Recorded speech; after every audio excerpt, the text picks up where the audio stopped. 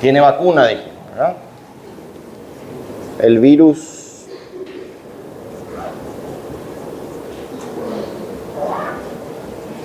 tiene un periodo de incubación largo, ese es su problema. Estamos hablando de muchos días, de 2 a 3 meses en adelante incuba, ¿verdad? Y posteriormente podemos detectarlo. Pero existen métodos más rápidos. Lo clásico es el virus, el HBsAg. Tienen que tener en cuenta que HB significa virus de la hepatitis B. S es superficie y AG es antígeno. Cuando ven muchas siglas, generalmente el cerebro se alarma y dice esto está difícil y se bloquea, ¿verdad? Entonces si ustedes descifran rápidamente no hay problema. HBsAg, virus, o sea, el antígeno de superficie del virus de la hepatitis B. Suele aparecer tardíamente, ¿verdad? Es un método barato, accesible, ¿verdad? Pero generalmente se encuentra en la superficie. Necesita tiempo para aparecer ese antígeno de superficie, ¿verdad? Hay otro antígeno que es el antígeno core, ¿verdad? Generalmente está dentro del núcleo. Este es el primero que suele aparecer. O sea, si ustedes quieren buscar en un periodo agudo, sospecha de transmisión, mayor sensibilidad, buscan el antígeno core. Como el de superficie tarda tiempo en aparecer, si por ejemplo ustedes quieren transfundirse, o sea, quieren donar sangre, mejor dicho, que hace poco hubo una campaña de donación de sangre, ¿verdad? Van a medir hoy el Programa Nacional de Transfusiones Sanguíneas, ¿verdad? O de banco de sangre. No mide más HBsAg porque tarda tiempo en positivizarse, entonces directamente piden anticore, ¿verdad? Anticore. El otro es el antígeno E.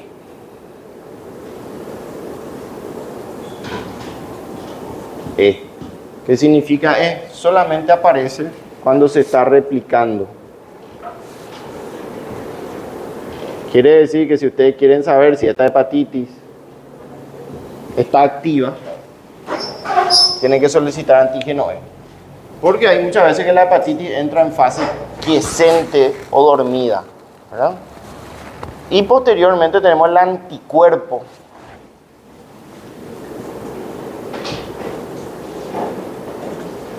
Anticuerpo anti-hepatitis B, ¿verdad? Bueno, como tiene vacuna esto, ustedes pueden solicitar ante la duda de que si están inmunes o no, pueden solicitar anticuerpos para el virus B, ¿verdad? Que normalmente viene positivo si ya tienen inmunidad frente al virus, ¿verdad? Bueno, estamos hablando de mayor a 0.65 aproximadamente microgramos por ml de anticuerpos circulantes para decir que tienen inmunidad y que la vacuna o la vacuna funcionó y están protegidos frente al virus B en caso de accidente de punción, transmisión sexual o lo que sea, ¿verdad? Sin embargo, el virus C no tiene vacuna. No tiene inmunización, ¿verdad? ¿Por qué?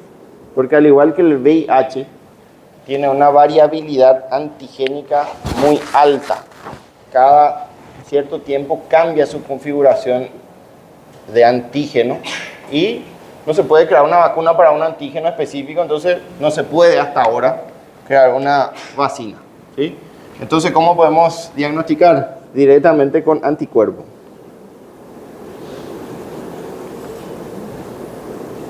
Anti-HC. Si tienen anticuerpos circulantes en su organismo frente al virus C, significa que se contagiaron con el virus y que tienen virus de la hepatitis C. ¿Entendieron esto? ¿Sospecha?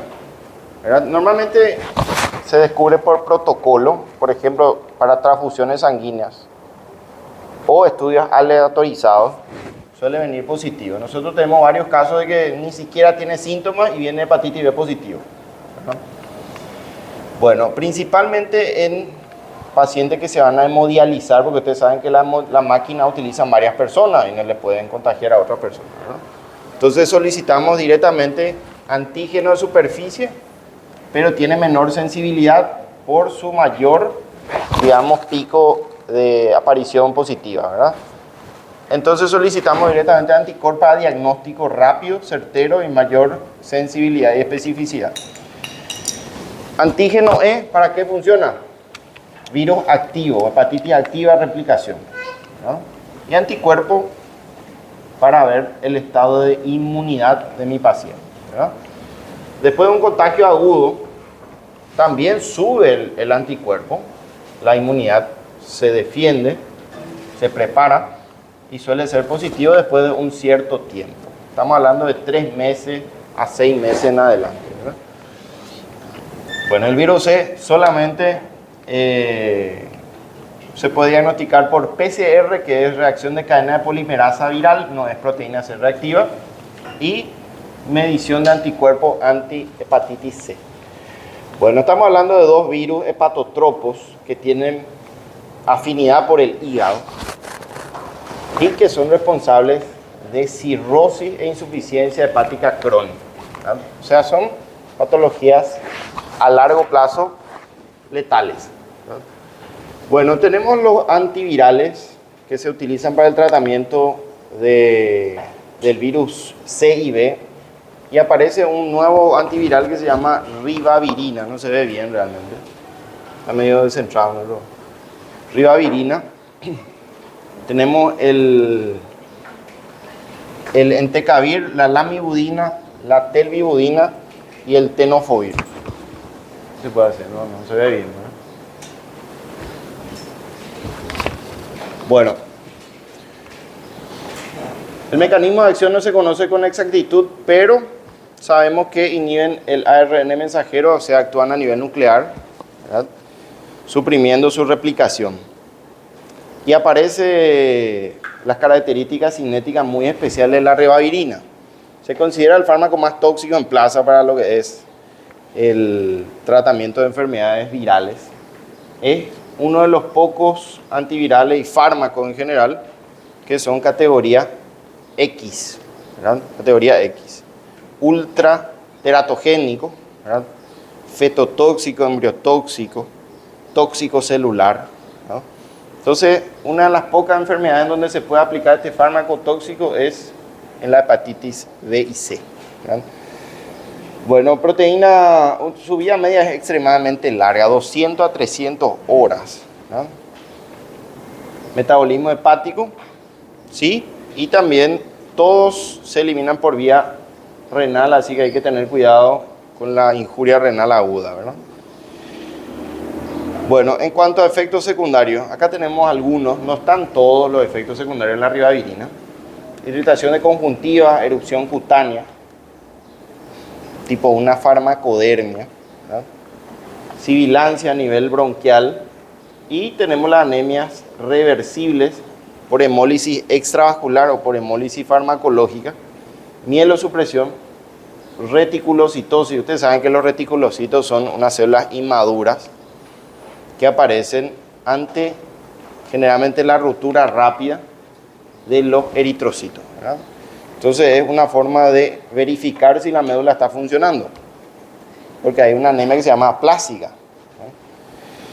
Bueno, también tenemos la hiperbilirrubinemia. Recuerden que su metabolismo es hepático, ¿no? O sea, va a producir un efecto hepatotóxico.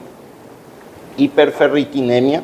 La ferritina, ¿qué es la ferritina? La ferritina es nuestro hierro de reserva, de depósito, ¿verdad? Pero tienen que saber que la ferritina es un factor de la reactancia aguda. Es un factor inflamatorio agudo. O sea, en condiciones de inflamación sube falsamente. Por Por ejemplo, uno de los que más elevan es el coronavirus, el COVID-19. No es que tiene una muy buena reserva de hierro, sino es por ser reactante en la fase aguda, ¿verdad? Bueno, también hiperuricemia, ácido úrico, es mutagénica, embriotóxica y oncogénica. Categoría X para el embarazo. Esto es para el embarazo, hay que anotar eso. Y es gonadotóxica, puede producir esterilidad en los pacientes, en ambos pacientes, ¿no? Bueno, fármaco, riesgo-beneficio, ¿no? Adefovir también se puede utilizar, nefrotóxico. Al ser nefrotóxico produce ascenso del, generalmente, una hiperazoemia, del boom del nitrógeno ureico, hipofosfatemia, acidosis, generalmente tubular renal, y glucosuria. También tenemos al entecavir, dice acá. Suele producir aumento persistente de las aminotransferasas. ¿Cuáles son las aminotransferasas? Justamente ayer estábamos hablando con la turma colega y aparentemente no hay esa información, ¿verdad? Aminotransferasas son el GOT y el GPT, ¿verdad? Entonces, cuando hablamos de aminotransferasas, ¿a qué nos estamos refiriendo? Ascenso de aminotransferasas, ¿verdad? ¿Dónde se encuentran alojados las aminotransferasas? En el hepatocito, en las células hepatocitarias. Por lo tanto, si hay un escape, una fuga de aminotransferasas, significa que se rompieron, ¿verdad? Por lo tanto, la rotura de hepatocito es sinónimo de hepatitis o hepatotoxicidad, ¿verdad? Recuerden que estamos tratando un fármaco, o sea, una enfermedad que es hepática. Virus C, virus B, y aparte de eso, el virus produce una hepatitis y también el fármaco, ¿verdad? Bueno, la lamivudina también puede producir, este es peculiarmente neutropenia, produce descenso de los neutrófilos y puede producir pancreatitis en niños. Eso hay que tener cuidado. Ya saben que la pancreatitis hay que vigilar con amilasa y lipasa, ¿verdad? Telvibudina, famoso por producir daño muscular, produce rhabdomiólisis, ¿verdad? Entonces ustedes saben que pueden dosar daño muscular con la creatinfosfoquinasa, que es CSK. Ante sospecha de reacción adversa de telvibudina, dolores musculares, incapacidad de deambulación, fiebre, pueden solicitar CSK, que es creatinfosfoquinasa inespecífica, ¿verdad? O sea, no MB. Y el tenofovir normalmente no tiene efectos adversos. Son raros, dice, injuria renal aguda, muy raro. Y el síndrome de Fanconi, ese es más raro todavía. Produce generalmente un déficit en la reabsorción de electrolitos, magnesio, potasio, sodio. Entonces se eliminan muchos electrolitos por el túbulo por un fracaso transitorio en la reabsorción tubular. Solamente, eso es lo peculiar, ¿verdad? Solamente se describe como causante farmacológico de Fanconi al tenofovir. No hay otro. Eso es lo peculiar, ¿verdad? Bueno, tiene muchas interacciones. La ribavirina, por ejemplo, hay que consumirlo lejos de los alimentos, porque si consumen con alimentos va a aumentar su biodisponibilidad y va a aumentar su toxicidad, ¿verdad? Bueno, con el interferón, que vamos a ver que hay también análogos de interferones, aumentan los efectos adversos, ¿verdad? Aumentan los efectos adversos de la ribavirina. Con los inhibidores de la retrotranscriptasa, que vamos a ver enseguida de qué se trata esto, disminuye la actividad de la sidobudina y la estadobudina, que son antirretrovirales. ¿Y se podría asociar VIH con hepatitis B? Sí, tuvimos casos, por supuesto, porque es de transmisión sexual. Si se ganó su VIH, se puede ganar también su hepatitis B o C. Y también aumenta la toxicidad mitocondrial de la didanosina en caso de que se utilice este fármaco. Bueno, adefovir no tiene, sería muy buen tolerable con interacciones. El entecavir, a lo contrario de la ribavirina, disminuye la biodisponibilidad con alimentos, no tiene mucha importancia con otros fármacos. Y acá aparece la lamivudina, que sí tiene interacción con este fármaco que hace poco dimos, el trimetropin sulfa metoxazol, ¿verdad? Un fármaco sulfamida, ¿verdad?, que se utiliza mucho. Y en el caso de un VIH, por ejemplo, podríamos utilizar trimetropin sulfametoxazol. El paciente tiene VIH-Sida. ¿Podríamos utilizar un trimetropin habitualmente o cotidianamente? Sí. ¿Por qué? Ahí está la respuesta. Porque el trimetropin es el tratamiento del neumocistis girovechi. No sé si se recuerdan. Fármaco, o sea, enfermedad oportunista más frecuente en el VIH. Pulmonar, ¿no? Pulmonar. Entonces, sí se puede asociar. Incluyendo una telvibudina, que es un antirretroviral. Perdón, la lamivudina, que también es un antirretroviral. Y el tenofovir, que solamente aumenta la toxicidad de la didanosina. Bueno, vamos a ver para qué se usa. El que tiene mayor espectro es la ribavirina. Viene vía oral, intravenosa e intranasal. Se usa para el octomyxovirus, que la vez pasada vimos que era el virus de la influenza, ¿verdad?, A y B, pero no sería recomendable usarlo. Tenemos otras opciones mejores. Para mixovirus, arena, el bunia, ¿verdad? Bueno, el buniavirus es una familia del hantavirus, ¿verdad? Produce fiebre hemorrágicas, ¿verdad? Fiebre hemorrágica principalmente en África, ¿verdad? Por ejemplo, no sé si escuchaban hablar ya de la fiebre Lassa, ¿verdad?, que produce fiebre hemorrágica, que es a sangrar el paciente. Le parece al dengue, ¿verdad? Pero son fiebres hemorrágicas mortales, ¿verdad? Son fiebres hemorrágicas mortales. También tenemos el Flavi, el virus sincitial respiratorio, y aparece para infección crónica por virus C. También se usa para el virus B. Infección por Hanta. Bueno, no sé si escucharon ya del hantavirus, virus letal, produce infiltrados pulmonares rápidos, distrés respiratorio y muerte. Se contagia por las heces de ratones marrones. ¿Y hay por acá? Sí hay. Hanta ahí hacia poblaciones norte, Chaco, ¿verdad?, Chaco y región cercana de Amazonas. Hay muchos hantavirus, ¿verdad? Bueno, tenofovir para el virus de la hepatitis B, también el entecavir, también se usa la lamivudina, generalmente asociado con VIH. O sea, también se podría utilizar de manera independiente para VIH. El único que se usa para el virus de la hepatitis C es el primero, que es la ribavirina. El resto no funciona para el virus C. Bueno, después vienen los inmunomoduladores, que realmente se utilizan como última opción. Generalmente es la combinación de ribavirina con entecavir la fórmula más utilizada. Si no funcionan o si hay refractariedad, podemos recurrir a los inmunomoduladores, ¿verdad?, como rituximab, por ejemplo, adalimumab, que son los fármacos biológicos que vemos acá, que induce a la célula a generar una serie de proteínas antivirales. Y es un análogo sintético o semisintético de los interferones, ¿verdad? Bueno, actúa generalmente sobre varios virus, picorna, orto, mixovirus, retrovirus y muchos virus que tienen que ser ARN, ¿verdad?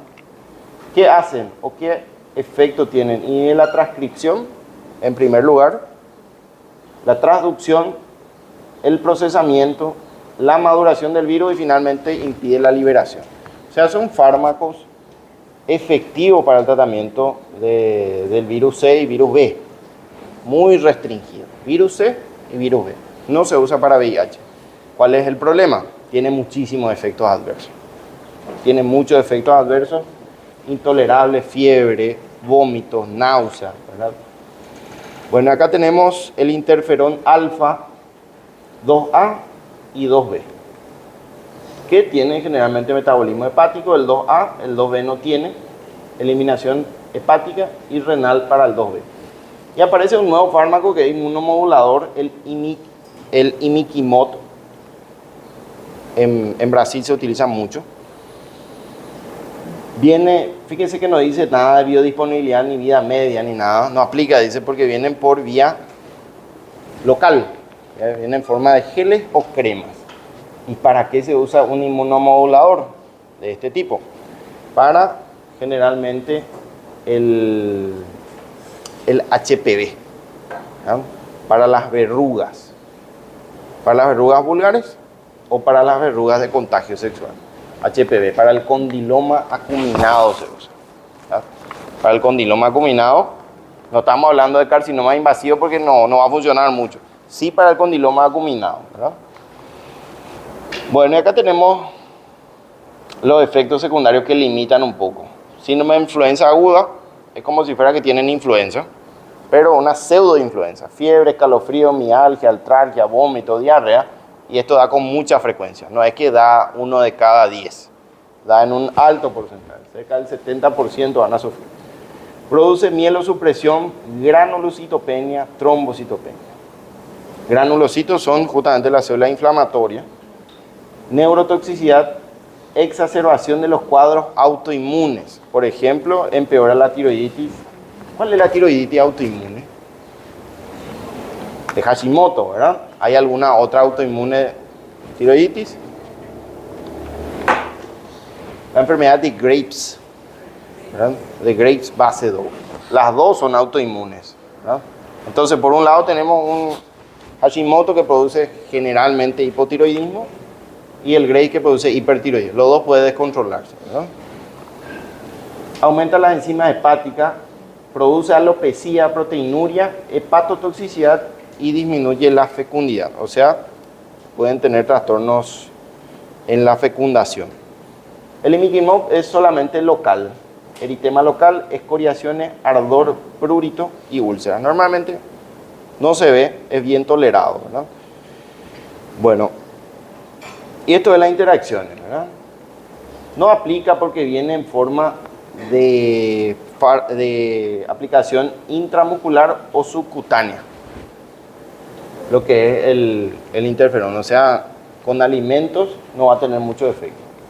Sí, si utilizan sidobudina o ribavirina en el contexto de una hepatitis, puede aumentar sus efectos tóxicos, ¿verdad? Y acá tenemos el espectro. Condiloma acuminado, ustedes saben que es producido por el HPV 6 y 11, no sé si dieron ya todavía eso. Infección crónica por el virus C y el virus B, ¿no? Recuerden, se usa como último recurso, no es primera línea, ¿no? Sarcoma de Kaposi, que seguramente ya saben que es una neoplasia mixta muy frecuente en el VIH, ¿no? Bueno, cánceres también se usa como terapia inmunológica, esclerosis múltiple, fibrosis pulmonar idiopática o síndrome de Hamann-Ridge se llama este, ¿no? Papilomatosis, laringia, lo mismo, un HPV laringio. Se preguntarán cómo llegó un HPV hasta ahí, ¿verdad? El mecanismo fisiopatológico de la transmisión del HPV hasta la laringe y artritis reumatoidea juvenil. O sea, tiene varias indicaciones infecciosas e inmunológicas. El imiquimod solamente para HPV condilomas acuminados, también funciona para el molusco contagioso, que es un pox virus. No sé si se recuerdan que el pox es el virus más grande que van a encontrar en plaza. Ambos son de transmisión sexual, ¿no? Ambos son de transmisión sexual. La vez pasada justamente se fue un adolescente en la consulta, 18 años, y justo lo peculiar de esto es dos cosas. Antes de llegar junto a mí le atendió una ex alumna, ¿no? Hace 7 años aproximadamente fue mi alumna, le atendió. Bueno, la idea es que no se repita con ustedes, ¿verdad? Viene el paciente, Viene con su papel que dice VDRL positivo, ¿no? VDRL positivo, 1 en 164, o sea, más que positivo no puede ser. Y le dice, vamos a pedirte otro, por si acaso salga negativo, ¿no? Se va el muchacho, se hace RAE, viene el RAE positivo. No va a cambiar ese resultado, a no ser que pidan de otro laboratorio. Del mismo laboratorio le pido, ¿no? Entonces, ¿cuál fue el error? ¿Cuál fue el error? No sé si entendieron. Vino un paciente de 18 años, está en la escuela todavía, está en el colegio, con VDRL positivo, alto nivel, ¿verdad? ¿Qué harían ustedes? Podrían directamente tratar de dejar de perder el tiempo y ponerle nervioso al paciente. Segundo, si dudan, pueden pedir FTABS. ¿No? FTABS. Eso sería bastante lógico, ¿verdad? Pero la maniobra está mal hecha. Lo que quiso hacer es, no sé muy bien qué hacer contigo, te voy a volver a pedir el mismo resultado, perdió dinero y tiempo, ¿no? Entonces, nosotros ya le indicamos cuál es el tratamiento. Penicilina. Muy bien, penicilina. 2.400 miligramos una por semana. Bueno, si es un examen está mal, ya no es 2.400, es 2.400.000. Muy bien, ahí sí, ¿verdad? 2.400.000 unidades, ¿cada cuánto? 3 semanas. Muy bien, así mismo se indica, una por semana por 3 semanas. Eso mismo nosotros hicimos, ¿verdad? Le recomendamos que si se aplique, que se aplique en un medio hospitalario, abajo. ¿Por qué? Por alergia, muy bien, porque puede desencadenar alergias mortales, ¿verdad? Y tiene que esperar después de la aplicación por lo menos 30 minutos para esperar efectos alérgicos, que sabemos que en 15, 30 ya va a estar máximamente expresado, ¿verdad? Entonces, está todo bien recomendado, está bien orientado, no tiene por qué pasar nada malo, ¿verdad? O sea, no hay por qué temer si ustedes saben, ¿verdad? Así que el día de mañana, espero no encontrar esa maniobra medio rara de volver a pedir el mismo estudio, ¿verdad? Doutora, e 1 para 1 é só anticorpo? 1 para 1 es una secuela inmunológica. Lastimosamente, el VDRL no se negativiza. O sea, si tuvieron sífilis, se va a quedar la secuela. O sea, hay señales. Por supuesto, se resuelve la enfermedad, pero se queda la secuela inmunológica, la cicatriz. O sea, hay señales de que te contagiaste por algún motivo, ¿verdad? Não, no presídio lá tem um preso lá que tem 1 para 1.000 e pouco, sabe? No, ese sí está infectado, ¿verdad? Ese está infectado. No, y si dudan, nosotros, me olvidé, no le pregunté, no les comenté, mejor dicho. Le dije, mira, te salió algo por el pene, ¿verdad? Sí, me dice. ¿Y qué fue? Ni siquiera le dijimos, te salió un grano, te salió algo. Porque generalmente dicen sí a todo lo que ustedes le preguntan. Me salió un grano en el surco o álano prepucial, ahí donde sale más. ¿Y dolía? No dolía. ¿Era grande? Era grande. Después desapareció solo. ¿En cuánto tiempo? En un mes aproximadamente. Coincide perfectamente la clínica, ¿verdad? Con la sífilis, ¿verdad? El paciente tenía sífilis con 18 años. La siguiente cosa peculiar, aparte de la indicación un poco rara, era que le preguntamos si tuvo parejas sexuales, porque si apareció en pene no es porque nos dio una teoría que supuestamente se fue en un baño público muy sucio, muy contaminado y probablemente lo adquirió de esa manera. Ustedes saben que no funciona así, probablemente le engañó a alguien así, pero a nosotros no nos puede engañar, no, sí o sí fue por contacto. Le preguntamos si tuvo alguna pareja sexual, no, solamente su enamorada, su novia, ¿verdad? Entonces, todo apunta a la novia, si dice la verdad. No sabemos si dice la verdad. Por la cara parecía ser que estaba diciendo la verdad, no estaba asustado, no estaba asustado. Bueno, hablemos de este tema que es el VIH, ¿verdad? VIH. Bueno, el virus del VIH, como dijimos, se contagia en una baja frecuencia por contacto sexual, 0.4 a 0.6% por acto sexual, siempre y cuando sea por vías naturales. ¿Verdad? Se contagia por sexo oral, se contagia por sexo vaginal, por sexo anal, más aún la tasa de contagio, ¿verdad? Bueno, se contagia por hemoderivados, por accidente de punción. Si ustedes se punzan con la aguja contaminada, se van a contagiar, tienen un porcentaje de infección, ¿verdad? Ronda alrededor de 0,6 a 0,8 también, ¿verdad? No es muy alto el porcentaje de contagio por accidente de punción. También se pueden contagiar si salpica sangre en el ojo, por si acaso, ¿verdad? Sangre, líquido cefalorraquídeo, líquido pleural, todos los líquidos, porque hay veces que el SR se va en el ojo, ¿no? Bueno, entonces hablamos de los antirretrovirales. Retrovirus, VIH, ¿verdad? Bueno, este tiene una clasificación larga, pero tenemos que saber el mecanismo de cómo funciona el VIH. Esto vamos a volver a dar el año que viene, pero si se aprenden ahora sería genial, ¿verdad? Bueno, suponiendo que se infectaron con VIH, se infectó nuestro paciente con VIH, entra el virus, ustedes ven que tiene una manera muy arquitectónica, espectacular, tiene una protrusión distal que parece ser un pirulito, parece un chupetín, ¿verdad? Tiene una porción distal más gorda y un palo que se enclava por el virión, ¿verdad? La parte distal, ¿verdad?, justamente se llama GP120 o glicoproteína 120, que es la parte del globo, ¿verdad? Y el que está enclavado se llama GP41 o glicoproteína 41. O sea, la envoltura externa está compuesta por GP41 y GP120. Esto que no sé si dice 160 acá, olvídense de eso, es 120. Bueno, entonces, ¿cuál es el primer contacto? ¿Qué le parece que va a ser el primer contacto? ¿El globo o el palito?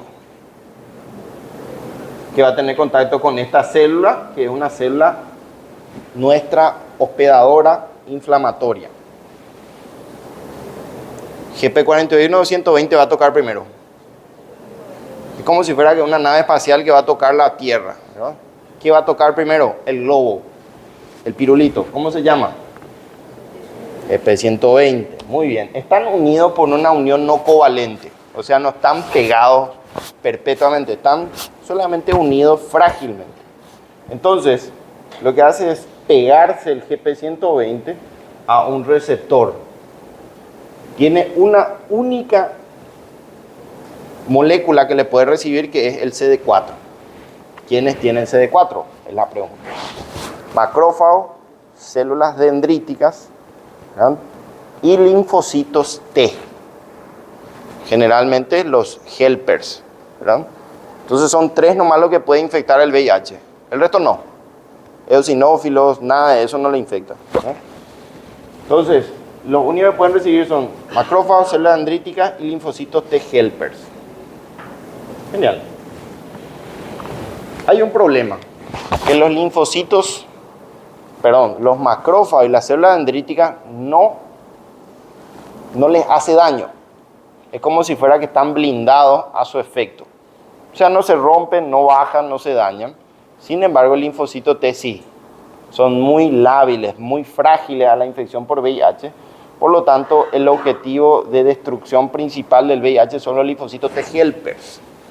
Y se preguntarán cuál es la función de los T helpers. Son células amplificadoras de inmunidad. O sea, ellos son los que condicionan que una inflamación sea baja, moderada o elevada, ¿verdad? Secretan citocinas. Entonces, se encargan generalmente de la repercusión inflamatoria, principalmente T helper 1, bacteriana, ¿verdad?, T helper 2, inmunológica y alérgica, ¿verdad?, y el T helper 17, que se encarga de las infecciones neutrofílicas agudas, también infecciones bacterianas. O sea, todas las infecciones van a estar descontroladas si se nos daña por VIH. que es lo que ocurre en el SIDA, ¿no? Bueno, se pega el GP120 al receptor CD4. Recuerden que sí o sí necesita el CD4. No se puede pegar de lo contrario. Rápidamente rueda ese globo. Rueda y le da el paso a que se ancle el GP41. Entonces se moviliza el GP120 y le da paso a que se incruste en la molécula, en el receptor, nuestro GP41, que es nuestro bastón, ¿verdad? Bueno, la unión definitiva se da por GP41 correceptor. Los correceptores se llaman CCX4 y CXCR5. O sea, para no complicarnos, sería mejor cepas X4 y R5, ¿verdad? Hay dos cepas. Bueno, en una persona normal, en una persona fisiológicamente normal, predominan primariamente las cepas R5, que tienen la peculiaridad de infectar a los macrófagos y a las células dendríticas, que si se recuerdan la historia le utilizan como caballos de Troya, ¿verdad? Así dice la literatura. Se replican pero no se mueren, ¿verdad? Se replican pero no se mueren. Eso ocurre en los primeros 4 a 5 años que predominan esas cepas virales. Después de 5 años se reemplazan y vienen las cepas X4, que cambian de objetivo y le dirigen a los linfocitos. Entonces, a partir de los 4 a 5 años va a haber un deterioro masivo de linfocitos y va a empezar a caer la inmunidad y va a aparecer enfermedades oportunistas, ¿no? Enfermedades oportunistas. Bueno, hasta acá, más o menos. ¿Es necesario saber todo eso? Sí. Sí, por si acaso, ¿verdad? Bueno, alguien pensó, se le ocurrió, ¿qué pasa si inventamos un fármaco que imposibilite la unión? Si no se unen, tenemos la cura. Crearon los inhibidores de la adhesión, se llama. Que ahí tienen el Maraviroc y abajo tienen la enfuvirtida. Son fármacos que se desarrollaron y se aprobaron en el 2015 y creyeron que tenían la cura para el VIH. Sin embargo, no funcionó. Son fármacos hoy de reserva en caso de de resistencia viral, ¿no? No fue la cura. ¿Hay algún otro? Además de ese, ¿ya crearon otros o no? De estos dos, Sí. están en proceso. Tengo entendido que crearon una vacuna. La vacuna es lo que está aprobada ya creo en fase 5. Sí, yo puedo decir que ellos pueden afectar los linfocitos que son los dendríticos y los macrófagos, pero la mayor posibilidad son los linfocitos T, algo así. No, en los primeros años, las cepas virales que tienen predominio por el correceptor son los que afectan a los macrófagos y las células dendríticas. Que recordate que no se dañan, no se mueren, no se rompen. Le utiliza como caballo de Troya, ¿no? Sin embargo, a los 5 años, 4 años, cambian la cepa y se vuelven linfocíticas. Y ahí sí produce una inmunodepresión. Los linfocitos se rompen, se mueren muy fácilmente, pero masivamente. Yo tengo una posibilidad de crear un fármaco, no sé si es posible a nivel genético eso, que tenga receptores parecidos con estos, pero que consigan crear más, tipo que atraiga más que los receptores de quimiosina CD4, porque esas células ya tienen estos receptores que el VIH necesita para unirse.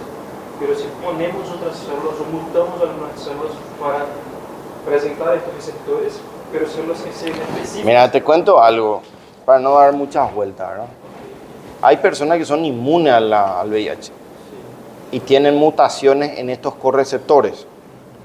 En las primeras etapas del VIH tienen mutado el CXCR4, pero el R5 tiene mutado.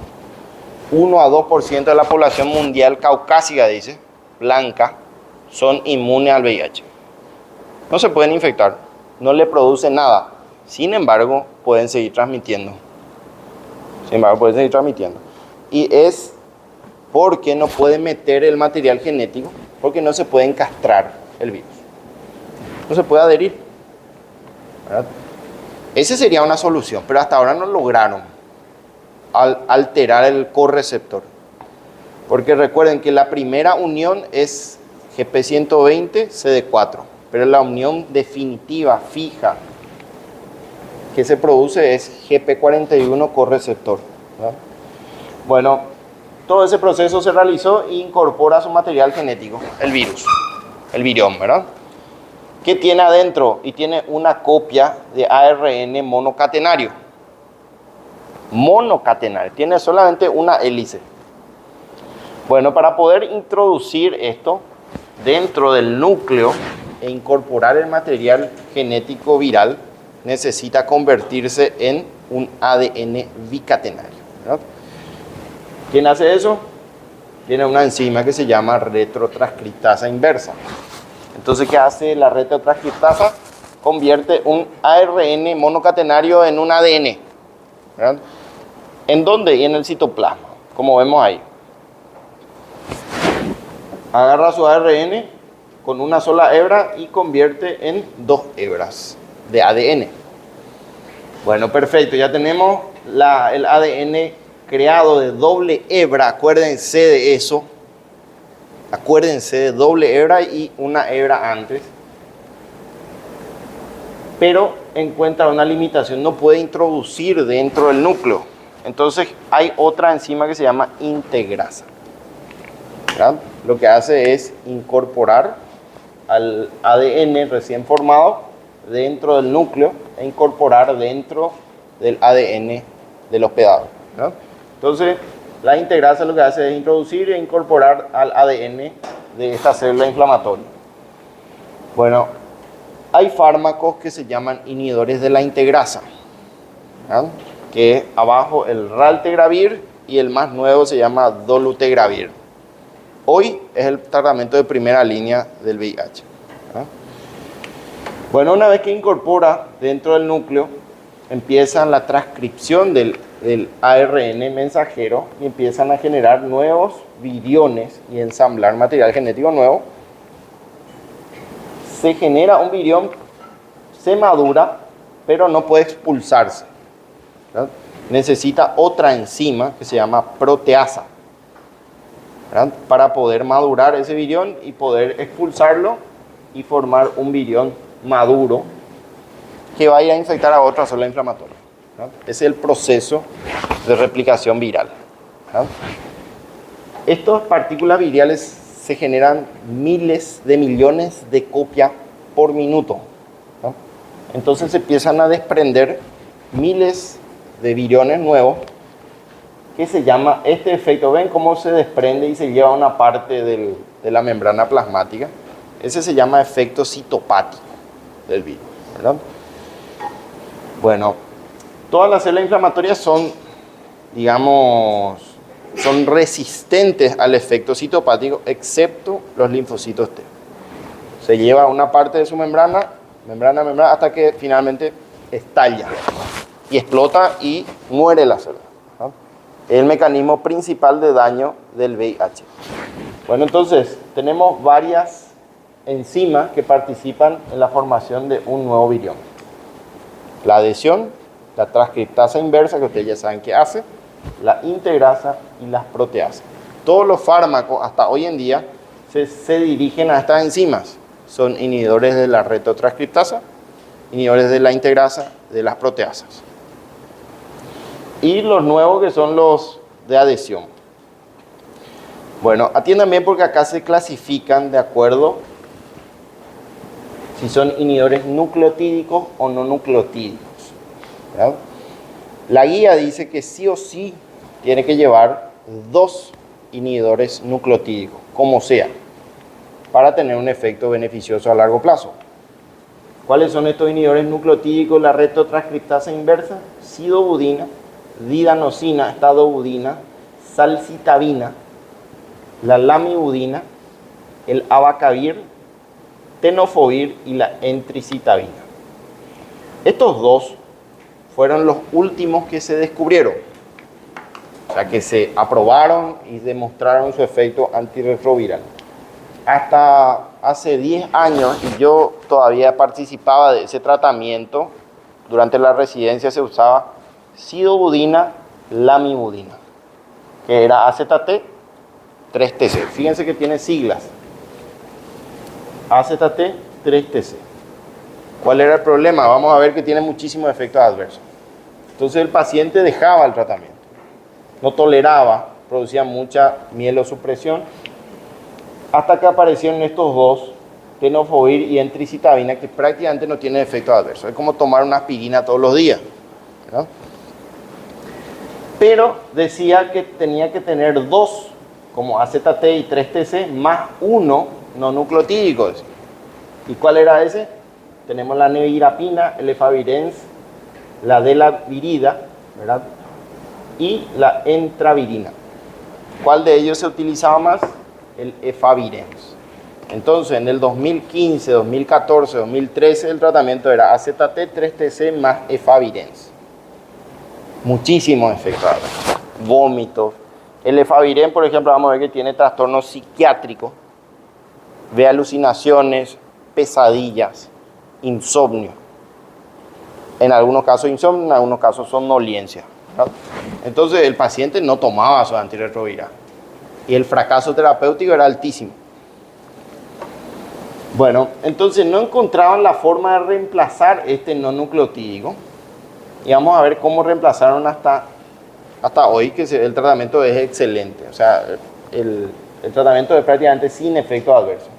Los inhibidores de la proteasa, que se recuerdan que esta enzima maduraba al virión y hacía que se expulse hacia afuera.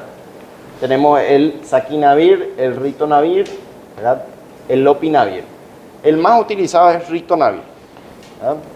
Y sí o sí, si van a usar inhibidores de la proteasa, se usan dos combinados. Generalmente la combinación más utilizada es ritonavir, lopinavir, ¿verdad? Hoy no se utiliza mucho, excepto si el paciente es mujer y está embarazada. O sea, es el que menos efecto embriofetotóxico tiene. El resto está todo contraindicado durante la gestación, ¿verdad? Bueno, después tenemos los inhibidores de la penetración o de la adhesión, que es la enfuvirtida y el maraviroc, 2015-2016, relativamente nuevo. Y los inhibidores de la integrasa, que es el raltegravir, y el último que se llama dolutegravir. Bueno, suena chocante. Primera vez que se encuentran con estos nombres, ¿verdad? Como les dije, traten de anotar los más importantes, ¿verdad? Los más importantes, vamos a ver cuál es su mecanismo de acción. Ya sabemos, inhibe la retrotranscriptasa inversa. ¿Cuál era la función de la transcriptasa inversa? Eso es necesario saber para el examen. La conversión de ARN monocatenario en ADN bicatenario, ¿verdad? Esa es la función de la retrotranscriptasa inversa. El único virus que tiene esto es el retrovirus, que es el VIH. Después no tienen otros virus, esta enzima peculiar, ¿verdad? Bueno, esto es con respecto a la cinética muy variada, ¿verdad? Tenemos la sidobudina, la lamivudina, que es la combinación hasta el 2015 más utilizada. Luego reemplazaron biodisponibilidad no muy alta, vida media corta, se utilizaba cada 12 horas, o sea, 2 veces al día tenía que consumir, hasta que aparecieron los dos últimos, que es entricitabina y tenofovir. Mejoraron su cinética, la biodisponibilidad intermedia baja pasó a ser alta, su vida media más larga, 14 y 10 horas, por lo tanto, de 2 veces al día pasaba a ser nada más una vez por día, mucho más cómodo. Mucho menos riesgo de que se olvide nuestro paciente y cree inmunoresistencia, ¿verdad? Perdón, farmacoresistencia. Todos se eliminan por vía renal. Y tenemos, acá están los efectos adversos. Paciente con VIH, ¿a qué se expone? Sidobudina, que se utilizaba, recuerden, desde el descubrimiento del VIH, que fue en 1982, aproximadamente, con el paciente cero, que era un paciente piloto de aviación de los Estados Unidos, que por cierto le hicieron bullying hasta que se murió. Fue el primer paciente que se descubrió VIH. ¿Desde cuándo se cree que está circulando el virus? Desde 1920. Fíjense que de 1920 hasta 1982, ¿cuánto tiempo pasó? ¿Cuál es la teoría? Supuestamente un soldado norteamericano fue contagiado por una mordedura de un simio o mono o orangután, algo por el estilo, ¿verdad? Esa es la teoría que propone Estados Unidos. No sabemos. Bueno, mielosupresión, anemia, granulocitopenia. ¿Qué significa mielo? Ataca la médula, ¿verdad? Ataca la médula. Esto de hiperpigmentación ungueal ocurría mucho en estos pacientes, porque recuerden que tiene que consumir toda su vida. No es que 5 días, un mes nomás, no. Toda su vida va a consumir, ¿verdad? Tenía mucha toxicidad mitocondrial y aparecía este síndrome de Salem en un bajo porcentaje de acidosis láctica y el hígado se empezaba a llenar de grasa, que es la esteatosis hepática, ¿verdad? Bueno, desde este punto de vista ya vemos que esos son específicos y los generales son insomnio, náusea, anorexia, malestar, mialgia, en mucho porcentaje, ¿verdad? Entonces, el fármaco era peor que la enfermedad hasta este momento, ¿verdad? Muchísimos efectos adversos. Entonces, el paciente se pasaba vomitando con insomnio hasta que abandonaba el tratamiento.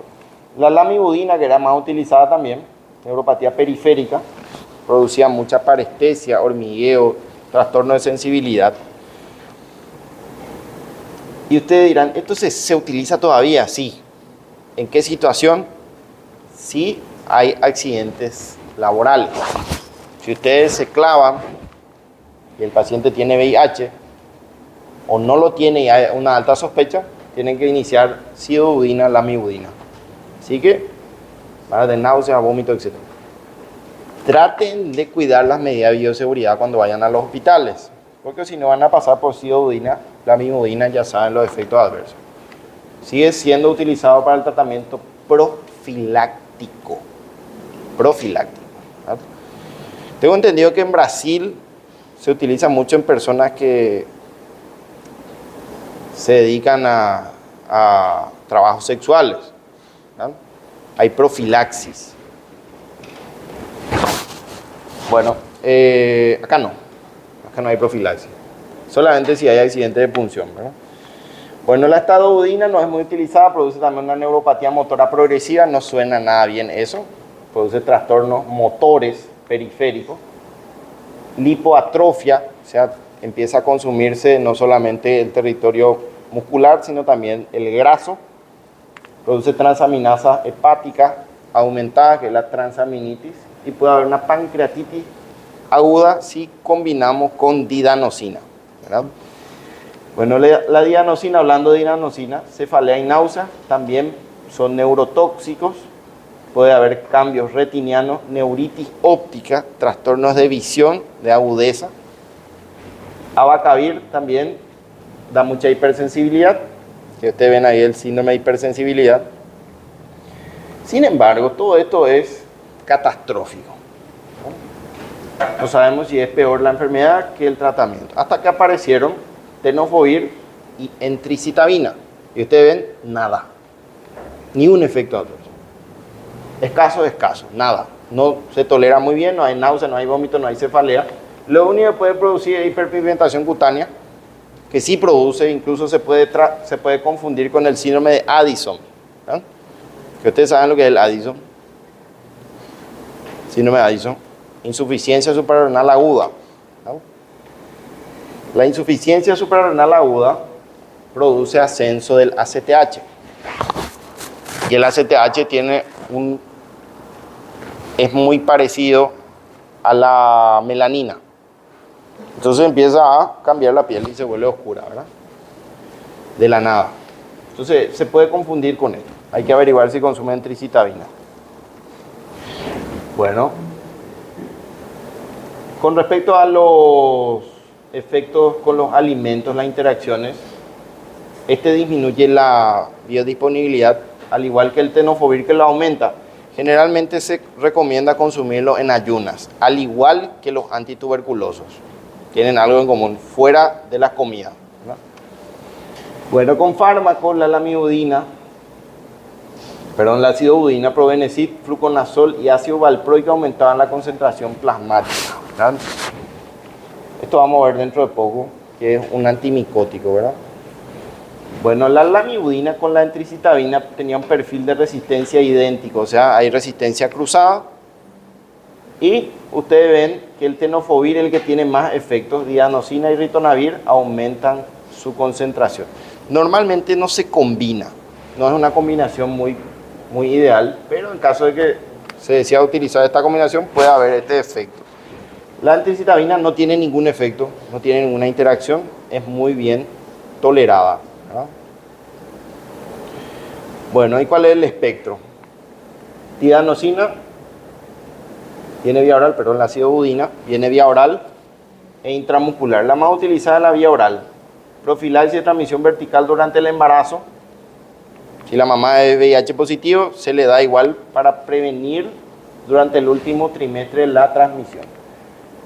Fíjense lo que dice, sigue siendo exposición accidental. Si se perforaron con alguna jeringa, aguja, lo que sea, tienen que consumir sidobudina más lamivudina o lamivudina más abacavir, dice. Hasta ahora esto es su única indicación de la sidobudina. Recuerde, dan efecto antabús también. Así que no pueden consumir con alcohol. Bueno, justamente me recuerda eso del alcohol. Tenía un compañero de residencia que se fue y le hizo una vía central a una señora. Y tenía una jeringa. Que ustedes saben que la jeringa viene la que se pone a presión y la que viene en la rosca. Las que vienen a rosca son seguras, porque no se pueden. Este era a presión, ¿verdad? Entonces, estaba haciendo la vía central y en una de esas se llenó de sangre y se obstruyó la aguja y hizo a presión. Le vino por la cara, ¿verdad? Le vino por la cara y le entró en el ojo. No tenía protección, ¿verdad? Tal fue la sorpresa que era una paciente VIH, pero con una carga viral enorme, ¿verdad? Y tuvo que iniciar sidobudina, lamivudina, con un inhibidor no nucleotídico, ¿verdad?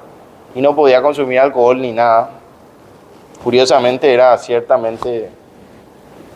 le gustaba el alcohol al compañero, ¿verdad? Entonces entró en una abstinencia en ese periodo. Bueno, también la lamivudina, infección por VIH-1. Hace poco también hubo uno de los internos le quitó el hemoglucotés y no sé qué reacción tuvo y se esclavó también. Se quiso hacer también el hemoglucotés con el mismo. O sea, son reacciones medio peligrosas, ¿verdad? Bueno, todos se usan para el VIH-1, no hay ningún misterio con esto. VIH tipo 1 y tipo 2.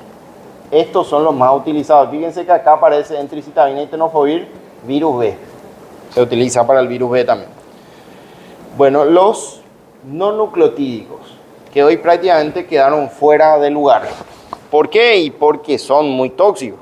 Al igual, inhiben la retrotranscriptasa inversa. Y su vida media son muy largas, ¿verdad? La entravirina, por ejemplo, tiene 441 horas de vida media, ¿verdad? Su biodisponibilidad no está disponible, no son utilizadas. Sin embargo, acá el más potable, el más utilizado era el efavirenz, ¿verdad? Nos concentraremos solamente en el efavirenz, lo otro. Bueno, Liel, el síndrome de Liel es también la necrolisis epidérmica tóxica, que era una dermatosis inflamatoria aguda grave, ¿verdad? Bueno, ¿qué produce el efavirenz?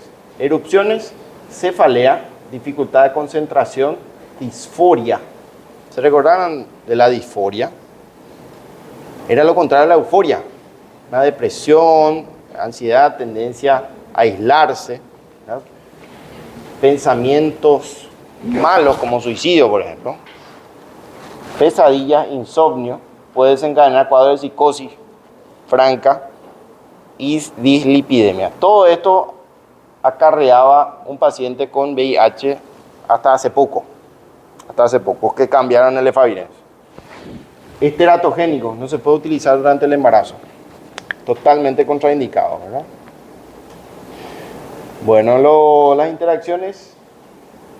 Bueno, lo que es la nevirapina no tiene, pero sí el efavirenz aumenta la biodisponibilidad si es con comidas grasientas o grasosas, ¿verdad? Bueno, y tiene interacciones con fenobarbital, fenitoína, tiene muchas interacciones con los neurotrópicos, con anticonvulsivantes, ¿verdad? Bueno, y acá VIH en régimen múltiple, dice, que es nuestro efavirenz. ¿Qué significa eso? Hay que combinar con otro fármaco para que sea útil. No pueden ser administrados de manera independiente, ¿no? Bueno, tenemos los inhibidores de la proteasa, que justamente inhibe a la proteína que madura el virión. Todos utilizan el metabolismo hepático citocromo, ¿verdad? Y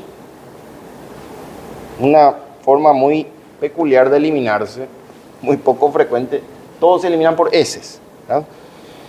Normalmente suele ser por vía renal. La combinación más frecuente es, recuerden que sí o sí hay que asociar dos inhibidores de la proteasa, suele ser ritonavir, lopinavir, ¿verdad?